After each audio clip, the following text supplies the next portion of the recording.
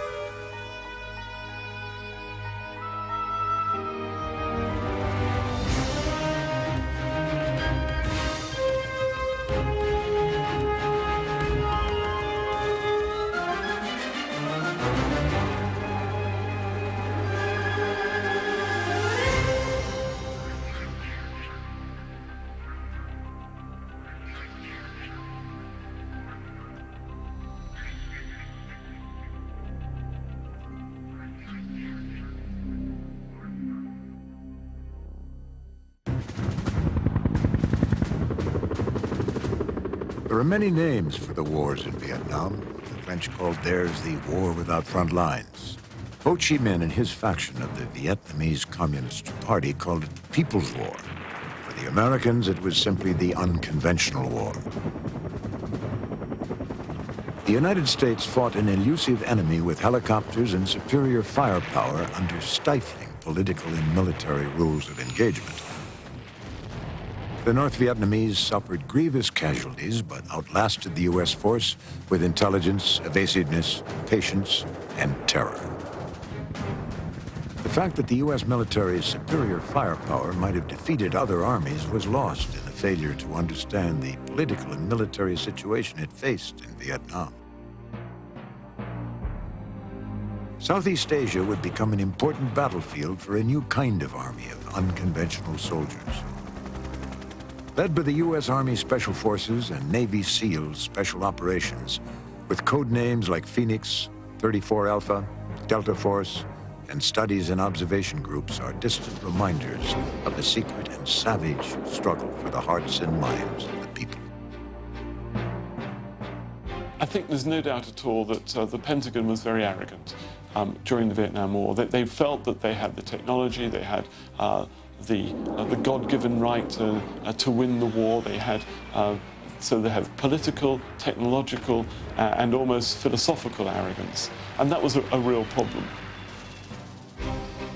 Indeed, the expression "hearts and minds of the people" would affect how the U.S. military would remold itself after Vietnam, and it continues to be a primary focus for U.S. military operations.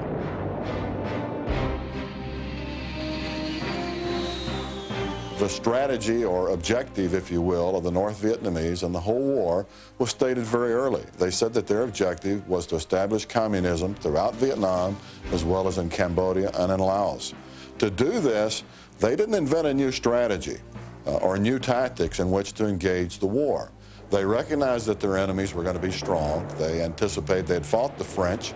They anticipated fighting the United States. Their strategy and tactics were based upon the same that Mao had used in to establish communism in China. In 1961, President John F. Kennedy took office. He directed that additional counterinsurgency special forces units known as Green Berets be sent to Vietnam. Their mission was to counter the Viet Cong propaganda efforts in the southern countryside. That mission was primarily counterinsurgency. President Kennedy, who was fascinated by the whole concept of special forces, concluded that a unit that is trained to fight guerrilla warfare would be the logical ones to conduct counterinsurgency, counter-guerrilla operations. The North Vietnamese had been preparing for unconventional warfare inside South Vietnam since 1957. developing the Viet Cong agents and networks that became increasingly successful in isolating segments of the population from the existing South Vietnamese government. And I think that a lot of the VC's credibility in the South was the fact that this was a nationalist fight, or it was portrayed as such. And I think that was very important. There's no doubt that terror and subversion was used. That's used in any guerrilla campaign, in any civil war. But it isn't the case, as a lot of American historians would like to say, that the people in the South were totally terrorized into supporting the VC. There are very strong nationalistic reasons why they didn't like the American involvement, and they didn't like the corrupt government that the Americans appeared to be supporting. Linked to the Green Beret presence in Vietnam was the American Central Intelligence Agency. The CIA initially was in charge of all classified paramilitary operations in Vietnam. Those guys needed Army assets to do some of the tough stuff, some of the commando operations. So they organized an Army headquarters called the Special Operations Group. Then it dawned on them that people could figure out maybe what the Special Operations Group did, and so they retitled it the Studies and Observation Group. And our cover story was that we were analyzing the lessons learned in joint conflict and recording these for future generations, and to learn as much as we could so that we could perfect the way in which we were fighting the war. And we were supposed to be staff officers and historians. The Studies and Observation Group, known as SOG, remains one of the most secret operations of the Vietnam War. One of its first major counterintelligence operations would become its biggest failure. The 34 Alpha program was a program that started when CIA was conducting all of the covert and clandestine operations in Southeast Asia. They had organized the South Vietnamese intelligence service in such a way that they would recruit people, the South Vietnamese would train them, and then the U.S. would help provide equipment, radios and so forth for their dispatch, and in some cases provide them with airlift into the north, or surface transportation by sea into the North Vietnam. With no resident agents in place in North Vietnam to shield the infiltrators, most saboteurs were either killed or captured, usually within hours of landing. In all, 500 agents were lost. Of the nearly 400 who were captured, some would spend as much as 27 years in prison. It was 100% unsuccessful for several reasons. One, you've got a very authoritarian regime up there that monitors the villages. There's a little mini commissar at the lowest level. And a stranger who comes in, it's not like in the South where there was considerable mobility. A stranger comes in and he's immediately interrogated. And for one thing, the agents that were infiltrated up there didn't have good credentials. The forgeries were very inept, apparently. And for that reason, they were scarfed up. Kennedy's written direction to expand present operations in the field of intelligence, unconventional warfare, and political psychological activities was designed to keep American soldiers out of any direct combat role. The 34 Alpha teams that went up into the north were purely Vietnamese. There were no Americans on those teams. There may be Americans in the aircraft that dropped them, but there were no Americans on the ground. The CIA finally realized what was happening to its agents on the ground and the extent of their failure, but the damage had been done. When these agents were captured, so were their radios. These agents were controlled and essentially turned back on Saigon, so it became quite a source of disinformation. Furthermore, they went so far as to say, we're doing fine up here in the jungle, send us some more equipment, you know, like send us your latest radio, and by the way, what's the code? Haven't we changed the code? Things like that. So it was absolutely a total failure. Other 34 Alpha missions were conducted using South Vietnamese mercenaries. These raids involved high-speed boat attacks on North Vietnam shore installations in the Gulf of Tonkin. The raids provoked the North Vietnamese to send their own torpedo boats into the Gulf, allegedly attacking American Navy destroyers in international waters. This incident was the rationale for President Lyndon Johnson to push the Gulf of Tonkin resolution through the U.S. Congress in August of 1964. This resolution would become the legal basis for U.S. intervention in the Vietnam War.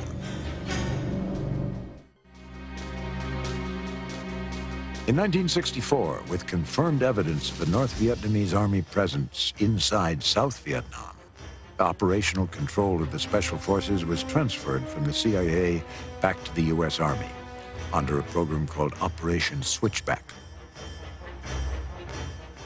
This change brought the Special Forces intelligence gathering mission to the forefront. They realized the best way to get accurate intelligence on their enemies was to find it themselves. By 1968, Special Forces had created a myriad of classified units to satisfy military intelligence needs. Inside the Studies and Observation Group, the most successful special operation was C&C, or Command and Control. In the early conduct of the war, it was the American government decided that we were not going to go into Laos, not going to go into Cambodia, yet that was the primary source of troops who were resting and reconditioning. It was their main supply route. So it was important that we get people in there on the ground who could see what was taking place under the canopy. SOG's sole mission was to make secret reconnaissance patrols across the fence, slang for operating over the border in the NVA sanctuaries in Laos, Cambodia, and North Vietnam. Nickel Steel was the code name for North Vietnam. If you're thinking that that enemy-controlled territory was little guerrillas hiding under the trees, no. No, we're talking about roads with traffic that went both ways. We're talking about enormous bunker complexes and enormous installations. The entire Cambodian area along the border was lock, stock, and barrel owned by the North Vietnamese. There are 1,000 truths about the American Indochina War. It was, in fact, 1,000 small wars fought across dissimilar terrains. SOG reconnaissance was the most dangerous mission for the Special Forces in Vietnam. It was so deeply classified that no South Vietnamese intelligence agency ever knew it existed. I ran 24 operations across the fence. In that 24 operations, almost every one of them came out under fire. In fact, everyone that I can think of came out under fire, some more intense than others. It just was almost literally impossible to stay in there. Behind the casualties, the bravery, and the successes were the failures, the problems, and the fear. There was an uneasy relationship between many Special Forces camps and other American units as well. American commanders resented special operations activity going on inside their jurisdiction without their knowledge. They didn't like the idea that we had these combined U.S. Vietnamese forces that were going out of their perimeter, running the risk of being captured, and revealing their locations. There were two parts to these secret units. They had small reconnaissance teams and larger companies called hatchet forces. There were never more than 150 Americans working SOG reconnaissance at any one time. SOG recon patrols operated in small, mixed groups and were for reconnaissance only. Cross-border raids were taken care of by the Hatchet Force, which was a company to battalion-sized operations, and that also operated out of Command and Control North, and they were also made up of mercenaries. They went in on the big, heavier strikes. The jungle could be a quiet place where any sound would alert an enemy. Survival depended on perfect discipline. Everything was geared towards remaining invisible. The snapping of a twig or a man coughing at the wrong time meant the difference between living and dying. And our team would be all scrunched together into a little small, I mean, you could have probably put a dinner plate over the top of us and covered every one of us. We were that tight together. And then North Vietnamese would be talking and busting brush 10 feet away. And I would be worried about my heart being hurt because it would just be pounding. SOG teams were a major concern to the North Vietnamese army, which devoted entire battalions to hunting down one small team. SOG missions were so dangerous, they rarely lasted more than 5 days. On a lot of occasions, we would just run into each other. They would find us. They have been known to get shoulder to shoulder on line, just sweep through an area, try to flush us out like partridge. And they would find you, and inevitably the firefight would break out, and we would have to call in the cavalry, so to speak, to get us out, which meant the 7th Air Force. SOG reconnaissance patrols were so perilous, they averaged over 115% casualty rate. Over the course of a year, the men were either killed or suffered multiple disabling wounds. For every man lost, SOG forces claimed 100 enemy lives. You got 5 missions, and then you got 6 missions, and then you get hit. That changes everything. There's nothing worse than laying there and bleeding all over yourself, and the helicopters aren't coming, and it's getting, so time goes on. You get 10 missions, 12 missions. How many more can you do? You know you're going to die, but what happens is your loyalty to your little people, to your troops. You can't leave them. I didn't want to turn my team over to another American who they couldn't trust, so I stayed, and it stayed, till it got to the point where I realized I wasn't as good as I had to be. To keep these guys alive, I quit. Most of the damage inflicted on the NVA sanctuaries by SOG came from airstrikes called in by the teams on the ground. Like everything about SOG, it was usually a close call. We were running towards the helicopter, and I was telling the F-4 Phantom pilot to work over the area as soon as we got off the ground because the NVA were everywhere. I jump on the helicopter, and the helicopter takes off, and I watch the jet go in and doesn't do anything. I'm screaming into the phone, you know, kill these people, kill these people. And they didn't do anything, and I was livid, and I said, what was going on? And later on I found out, he says, well, as you jumped on the helicopter, he says there were 3 people reaching out behind you, just a foot or 2 behind you. And he says they were so close I thought they were your team members. As it turned out, they were NVA trying to snatch me. But that's how close it could get.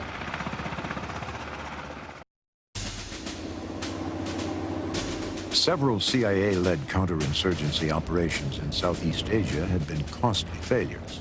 Many field agents proved to be unreliable. Their intelligence network had become largely ineffective, frequently riddled with double agents and conmen. CIA operating credibility with the Special Forces was stretched to the breaking point.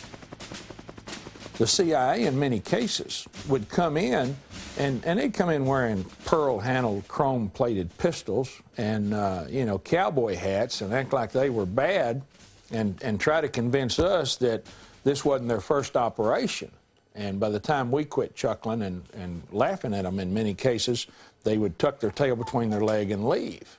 And so there were some CIA guys that were very qualified, and there were some that were pure idiots. On the strategic level, it was much worse. The Hanoi Politburo could simply buy American newspapers to learn the latest political developments in Washington, D.C., or read dispatches from the battlefield. But U.S. intelligence agencies had little more than strident propaganda speeches to figure out what was happening inside North Vietnam. The communists survived from secrecy. They told many different stories, both to the media at the time and since. It's difficult to determine who was in charge and what their objectives were. Anyone that tells you that they know exactly what the North Vietnamese chain of command was at any one time is probably wrong. A never-before-revealed document provides a fascinating and rare insight into the leadership situation in wartime Hanoi. These are the minutes of a meeting detailing a political denunciation made sometime before 1968 by a Politburo member named Le Duan against the celebrated North Vietnamese Army commander, General Nguyen Van Giap.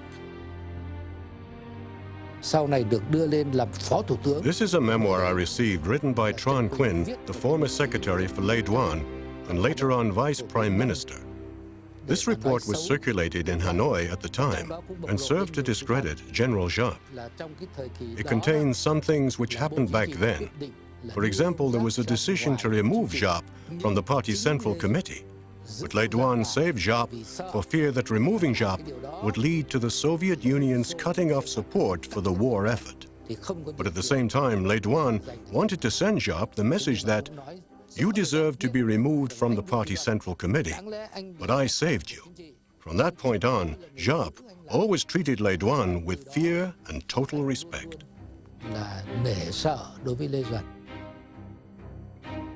Portrayed as a lackey and accused of spying for the Soviet Union, Giap was severely chastised. It was only the Politburo's larger concern about losing Russian military support that saved him from public humiliation and a possible prison sentence.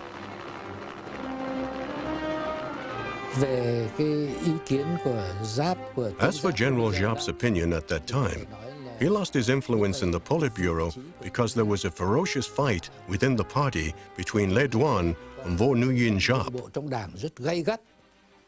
Le Duan and his colleague Le Duc Tho suspected and accused Giap of being an agent for the Soviet Union. And because of all that, all of Giap's subordinates were apprehended, like Dang King Zhang, Nguyen Vi, Le Lin, and many, many others. They were dismissed, they were demoted, or they were put in prison.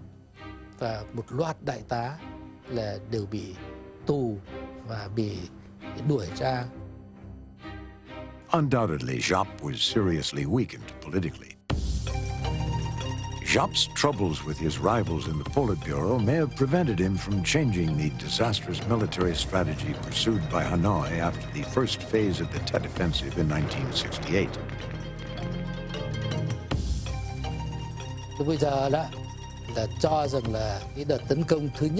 Back then, as General Giap saw it, the first phase of Tet was enough. We needed to stop then, and we needed to preserve our strength for a prolonged fight. But others saw the success for their own glory, and they pushed for the second and third phases of the offense. It was later that these two phases of the offense caused us tremendous losses. Many of our infrastructures were wiped out.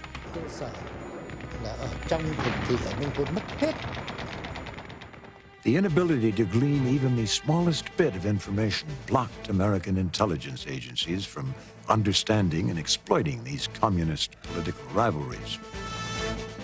Unable to discern North Vietnamese political factions and intentions, American policymakers had to react to Hanoi's moves rather than anticipate them. The Special Forces and later the Navy SEALs realized no victory in South Vietnam was possible without protecting the South Vietnamese civilian population. The primary mission of the Green Berets was to organize armed militias among the 31 Montagnard tribes in South Vietnam. They were tasked to protect the Laotian and Cambodian border areas from NVA infiltration. Vietnam is not a homogeneous ethnic group. There are people there who've been living on that land before the Vietnamese arrived from the north. Montagnards who lived in the mountain areas, they hated the Vietnamese more than anything else. The CIA and Army intelligence were able to train and arm these people and use this hatred for the Vietnamese for their own advantage. Numbering between 3 and 12 men, small groups of Green Berets called A-teams were responsible for leading, feeding, and equipping hundreds of mercenary soldiers. Special Forces were more like anthropologists with guns and medicine bags in relation to the Montagnard tribal people. We found them to be extremely loyal. We trusted them and became blood brothers in their ceremonies and drank their ceremonial wines, and found them to be very concerned fighters. These indigenous forces were called Civilian Irregular Defense Groups. At their peak strength, the American 5th Special Forces Group controlled 84 camps with more than 42,000 members. When I first went in there, we probably had maybe 300 Americans working in the Central Highlands. We had 25,000 troops. Your basic Montagnard private was drawing $21 a month, roughly. So you got a lot of bang for your buck. The job of the Green Berets required more than basic combat training. Our job was divided into different categories. The medics trying to teach medicine to their counterparts, and the weapons people trying to take platoons of indigenous soldiers, many of them Montagnard tribal people who had worn loincloths and had crossbows and poison arrows, and give them World War II carbines and submachine guns, and teach them to use the more modern weapons against the Viet Cong. Corruption among the indigenous forces was an accepted way of life. Stealing, bribery, lying, killing their rivals was a common practice around the camps. Many times it was as dangerous inside the A-team camps as outside. In one case, Kuang, one of my point men on the team, has a run-in with some guy who he thought was with his girlfriend, goes into the mess hall, and the guy sitting there is eating, and Kuang hits him in the head with the claw part of a hammer and kills him. These people are thugs, basically. These people, you know, that's how they deal with things. The Green Berets who led the indigenous units suspected that up to 15% of their troops were Viet Cong infiltrators. Everyone else, from the Montagnard tribesmen to the Cambodian and Thai mercenaries to the Chinese Nungs, fought for money. Some American advisors feared that their troops would prove unreliable in a firefight and made plans for their own survival. On my team, between myself and the American assistant team leader, we had a code word. That if I said the code word thunderclap, that we would count in our heads to 6 and then kill all of the indig on the team. I never had to do that, thank God, but we had that plan in place because you could never trust them completely, and you didn't know. They might turn on you out there for whatever reason, and you would have to kill them. The Special Forces had no career incentives to operate this way, but given the circumstances, they often had no other option. Knowing the truth did not set them free, but it helped keep them alive.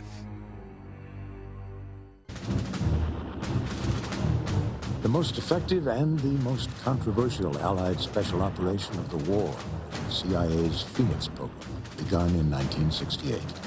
It was a combined American-Vietnamese intelligence effort designed to disrupt the civil infrastructure of the Viet Cong. Tax collectors and high-ranking political officials were the intended targets. A North Vietnamese soldier coming down the Ho Chi Minh Trail is as much a stranger in a strange land in South Vietnam as the Americans are. Without the Viet Cong infrastructure and the Viet Cong, they had a hard time operating. Phoenix was known in Vietnamese as Phuong Hoang. Its goal was to force Viet Cong members to either surrender or risk being killed. The immediate effects on the VC were dramatic and successful. They would try to influence the wife of a guerrilla by giving her money or by sentimental inducement. And then one of them would marry her and divide husband and wife, and through her they might discover our secret locations and set out to destroy us. That's why I said the Phuong Hoang campaign was very dangerous and dreadful. It awoke the full concern of our superiors as to how to deal with the problem. They ordered a counter-campaign. The instructions were to first reorganize our contacts, and then we had to identify who their agents were and educate them. The Viet Cong feared being infiltrated more than being attacked by American helicopters. As the Phoenix program began to uproot their organizations, infiltration of their ranks and defections created tremendous difficulties for the VC leadership. For the first time, Viet Cong and North Vietnamese army units faced a problem they could not handle. I would say there were many cases of traitors. The Saigon regime used money to entice our men. If we knew any of our men had been bought, we would apply a variety of measures to deal with them. First of all, if we could not contact them personally, we would use leaflets to give them strong warnings. Or we would suddenly break into the village to capture and bring them out to suppress them, or to educate and advise them not to follow the road of a traitor. We would try and try again to do that for 3 or 4 times before we were forced to eliminate them.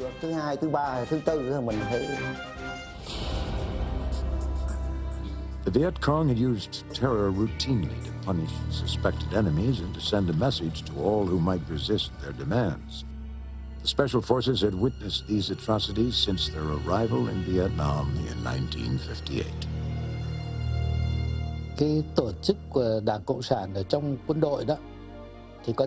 As for accusations that our soldiers exercise brutality against our own people, there is a need for distinction. In wartime, brutality is sometimes unavoidable. Our army is the people's army.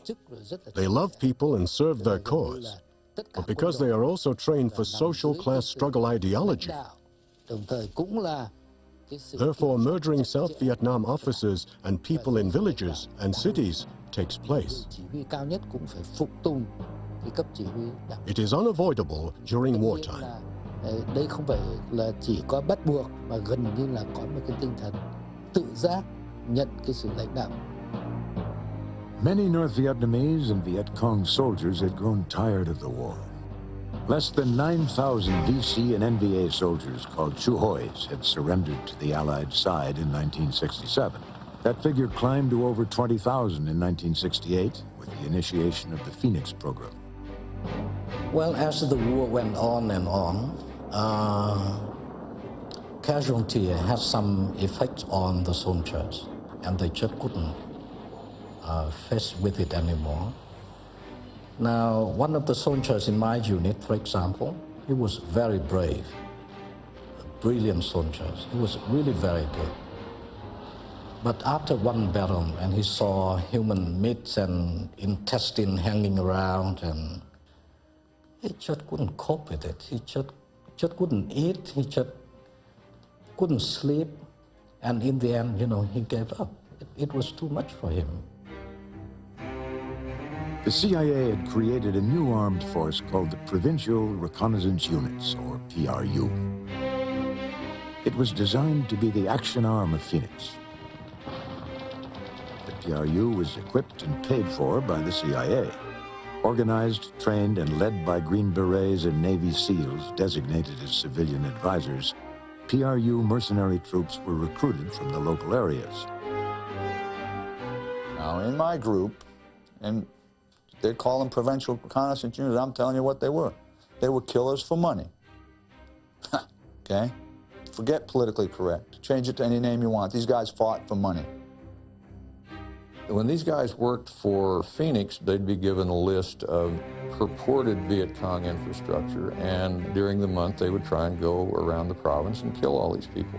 My belief is that the PRU program and the Phoenix program was an attempt to duplicate the way the Viet Cong operated.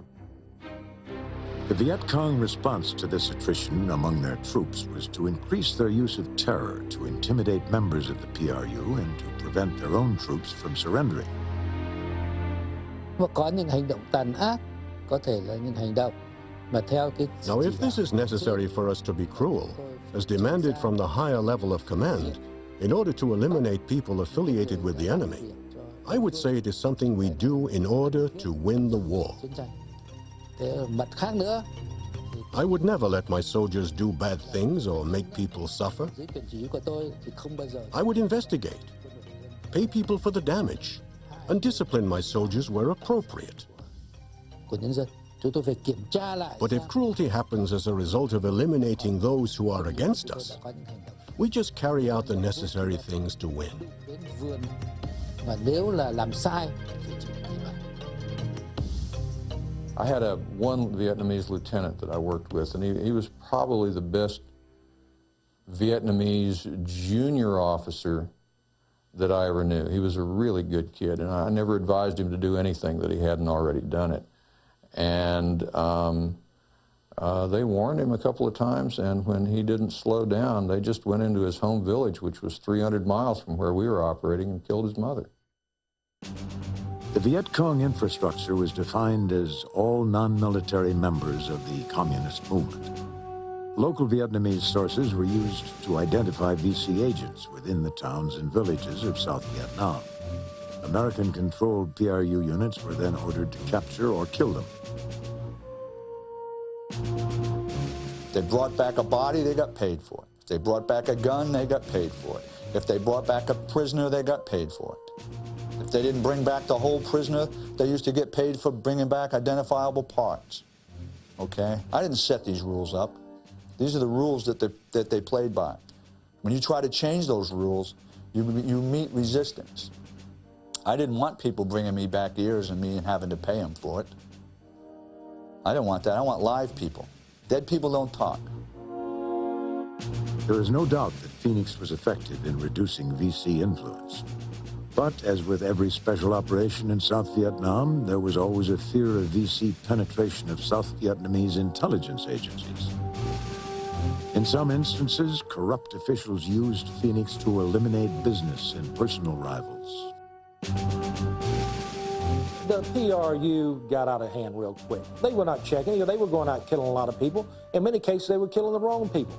The Viet Cong infiltrate this and tell them to go out and kill the people who are actually friendly to the government. So there's nobody really checking on it. In the end, the Phoenix program was stunningly effective in eliminating the established Viet Cong support system, but it came too late in the war to influence the outcome.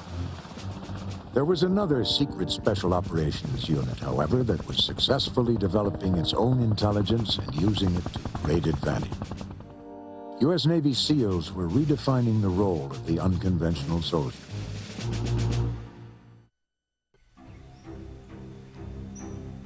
There was a secret American unit in Vietnam that was fighting in the Viet Cong's backyard along the canals of the Mekong River. Operating at night, often dressed like the VC, squads of 2 to 7 men turned the tables on their enemy.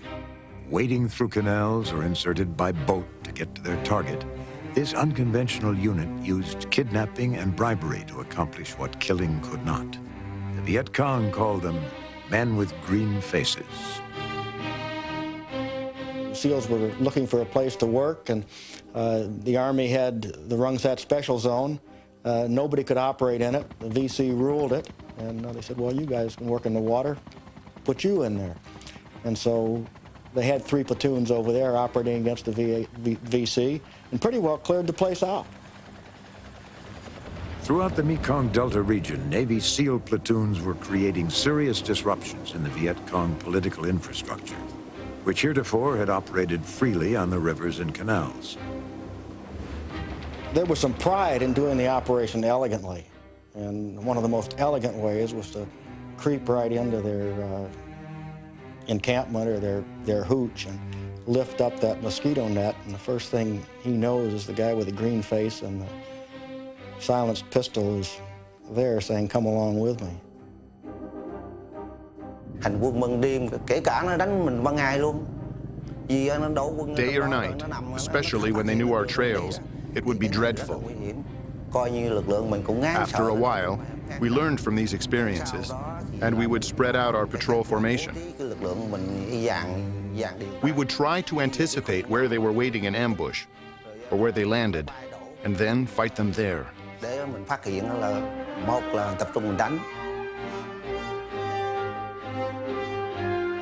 Operations had to be done quietly and skillfully to avoid detection. The standard operating procedure back then was for the point man and the patrol leader to enter the hooch. There weren't any doors. From then, things got sticky if the guy had bodyguards, and especially if they were awake.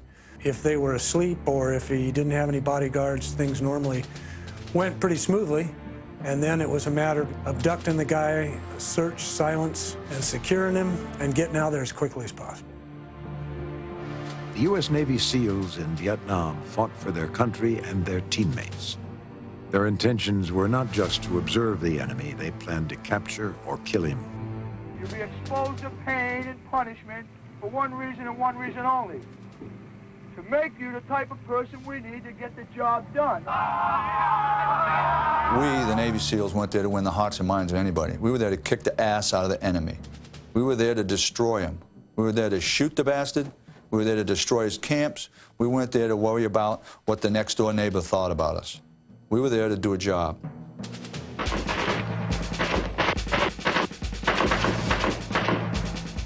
Tax collectors and high-ranking VC and NVA officials were the preferred target. SEALs and their special boat units were giving new meaning to the term up close and personal. Their commandos would come out at night. Sometimes they were dropped in by helicopters, deep into our areas, and they would remain there for a long time. There were a lot of these blue and green-faced soldiers around. Sometimes, 3 to 6 commandos would ambush us on our travel road with mines. Usually, they used claymore mines. The rules for special operations were the same, both on the borders of Vietnam and in the dark waters of the Mekong. Special ops forces were called on to do whatever was necessary to accomplish their missions. To my knowledge, we never, ever killed an innocent person. If we were fighting on a village, everybody's the enemy. Hard to understand, but when somebody's shooting out of a door, they don't put a sign on them saying, I'm the bad guy, okay? And I'm sitting there with 5 people, and I got 40, 50 guns shooting down my neck. We would shoot and shoot and shoot till we got our way out of there. Suspicion was the rule. Every bar girl was a VC. Every barber was an NVA colonel. The enemy might be a child with a grenade or a teenage girl with an AK-47. The most difficult challenge was knowing when and where to draw the line. We learned we had to get like that in order to operate among the Vietnamese people over there. Because you never really knew who you were going to encounter. You might walk up on an old farmer, or you might walk up on some guy carrying an AK-47 with this selector switch and full automatic. So we had to take every edge. SEALs turned VC guerrillas against their old comrades with a simple promise of protection. A lot of these guys were coerced into being in the Viet Cong ranks. And it didn't take much persuasion at all to say, look, we'll get you out of this. We'll essentially put you in the witness protection program, get you down the south end of the island or over on the mainland or something, and get your family out of here. And they say, thanks, great. And all you got to do is just take us back in and lead us to the clown that recruited you. No problem. Special operators frequently found the situation on the ground did not relate to concepts planned for them in Saigon and Washington. Unconventional warfare wasn't always about an overwhelming force. Guerrilla war demanded an ability to adapt to this situation. John Paul Vann once said, the best way to kill a guerrilla is with a knife and the worst way is with an airplane. And when you're doing things surgically like that, 7 men, it's up close, and you know you're not killing civilians, you know you're killing a guy with a rifle and an important guy with a rifle. Ruthless, determined, and secret, this unconventional war became one of American guerrilla versus Vietnamese guerrilla. The irony is that American unconventional soldiers adopted many of the tactics of their VC and NVA enemy. No other combat force in Vietnam achieved a greater success than did the various units of special operations. Decades later, some realities are emerging. Ho Chi Minh's objective of subjugating Southeast Asia failed. Communism has faltered around the world, giving way to market-driven economies, which have emerged throughout Indochina and increasingly in Vietnam. only time will tell whether the country of Vietnam fully embraces the same democratic principles the American Special Operations Forces fought for decades ago.